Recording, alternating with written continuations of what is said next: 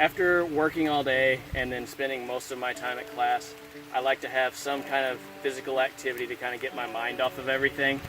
For me, it started being disc golf about 3 years ago. Disc golf is a really easy game, really cheap to get into, and you can play it anytime, anywhere. I'm out playing around right now and it's raining, so that's definitely not even a factor. I'd like to just give you a little bit of insight on what disc golf is, how you can get involved, and see if it'll get you outside this summer. No one's entirely sure who the first person to play disc golf was.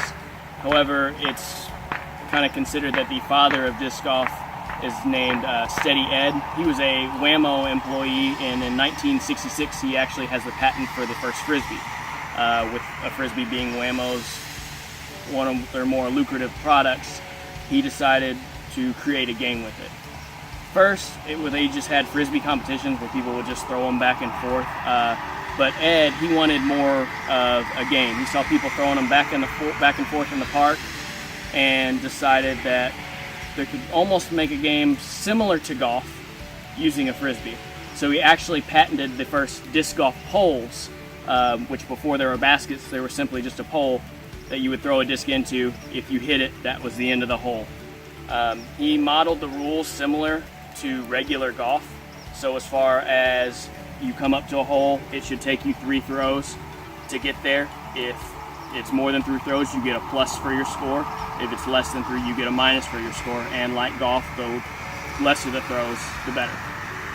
In 1976, Steady Ed actually decided to leave Whammo, even though he had actually a higher up position and had a retirement plan and everything in effect. He decided to found the DGA, which is the Disc Golf Association.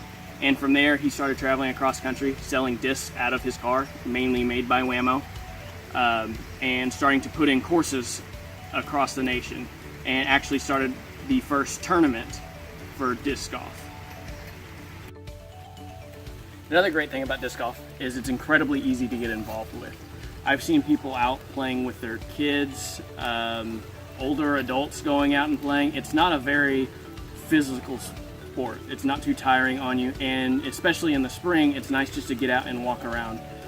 Typically, a full round is about 1 to 2 miles as far as walking the entire course and playing it.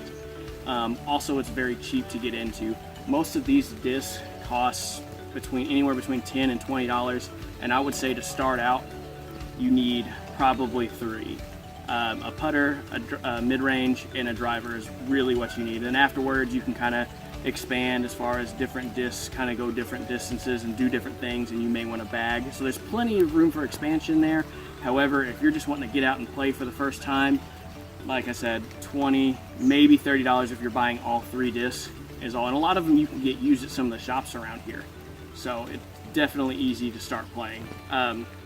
Also, even if you don't know all of the whole rules, if you primarily know that you need to throw from point A to point B, that's what you need to know. And you can keep score on a little notepad. There's several apps for phones that allow you to keep score in this game.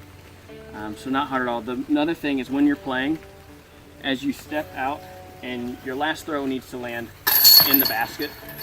If the throw were to fall out of the basket, it doesn't count. You've got to play again. If it lands on top of the basket, once again, doesn't count. You have to play. So you have to throw until your disc lands in the basket, and then that's the end of the hole, and you move on to the next one. Disc golf does another great thing as far as giving back to the community. A lot of the tournaments we play in, such as the SEMO Ice Bowl and the St. Jude tournaments, the Do It for Dom tournament, they are annual tournaments that are all charity events.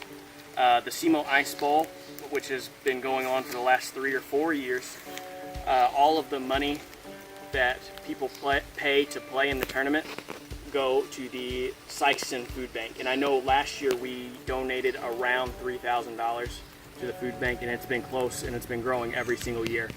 The St. Jude tournament is exactly what it sounds like. It's also a charity event where all of the proceeds go to St. Jude Hospital to help pay for cancer treatments whose children's families may not be able to afford otherwise. The Do It for Dom tournament is a scholarship foundation here in Scott City.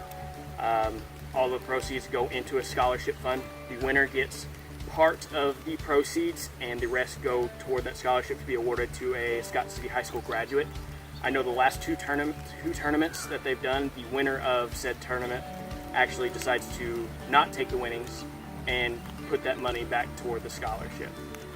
They do other small tournaments that are just to help the course, as far as to help pay the parks people, to help keep the grass cut, keep some of the brush down in the wooded holes, and trim up some of the trees around some of the courses. So just by playing, you're also benefiting your community and others that you may not even know.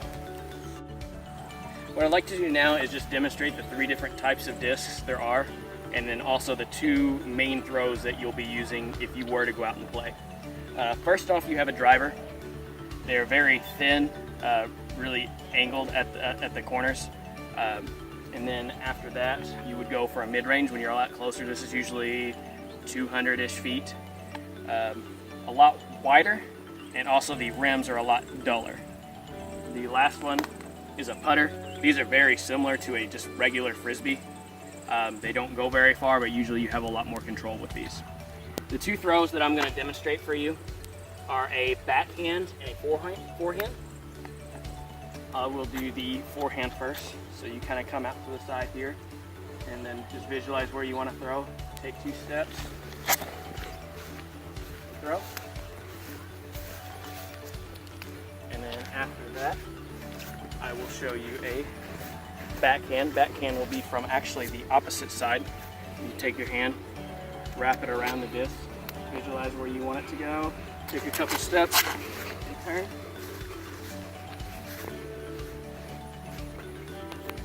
And those are the 2 main type of throws that you'll see. There's a lot of different mechanic variations you can do. It's really just go out, try one of the 2, see what feels more comfortable. For me, usually forehand, primarily because I played baseball several years and it's a more natural throw than a backhand, but you just got to try several things, and whatever you're more comfortable with is probably what you should just stick to and keep working at it.